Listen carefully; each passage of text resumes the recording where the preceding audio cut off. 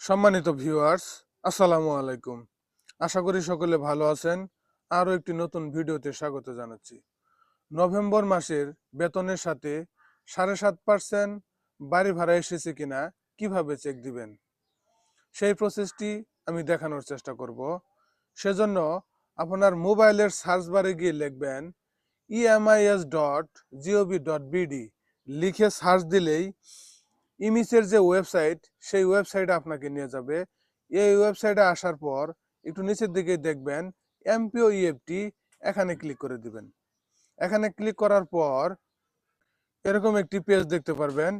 এই পেজের উপরের ডান পাশে দেখবেন লগ ইন, এই লগ ইনে ক্লিক করে দিবেন।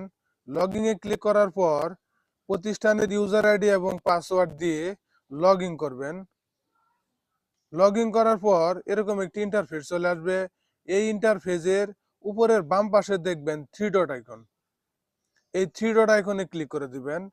এই থ্রি ডট আইকনে ক্লিক করার পর একটু নিচের দিকে দেখবেন এমপিও, এই এমপিও তে ক্লিক করে দিবেন। এমপিও তে ক্লিক করার পর একটু নিচেই দেখবেন বিল সাবমিট, এই বিল সাবমিটে ক্লিক করার পর এরকম একটি পেজে নিয়ে আসবে। এই পেজের ইয়ার 25-26 সিলেক্ট করে দিবেন, মান্থ নভেম্বর সিলেক্ট করে দিবেন, পে টাইপ স্যালারি সিলেক্ট করে দিবেন, এমপিও কোড সিলেক্ট করে দিবেন।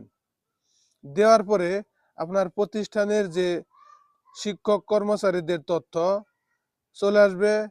তার বাম পাশে দেখবেন চোখের আইকন, এই চোখের আইকনে যে ব্যক্তির বাড়ি ভাড়া চেক দিবেন সে ব্যক্তির নামের বাম পাশে চোখের আইকনে ক্লিক করে দিবেন। চোখের আইকনে ক্লিক করে দেওয়ার পর এরকম একটি পেজে নিয়ে আসবে। নিরাপত্তার স্বার্থে আমি কিছু তথ্য ঢেকে রাখছি। একটু নিচের দিকে দেখবেন বাড়ি ভাড়া 2000 টাকা যুক্ত হয়েছে।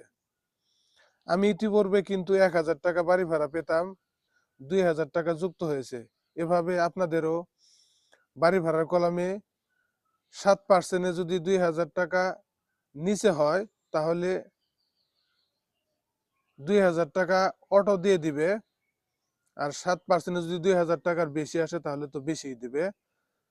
তো আমার বেসিকের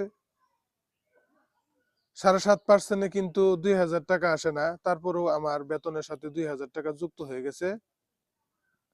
তো এভাবে আপনারা আপনাদের বেতনের সাথে বাড়ি ভাড়া যুক্ত হয়েছে কিনা এই প্রসেসটির মাধ্যমে দেখতে পারবেন।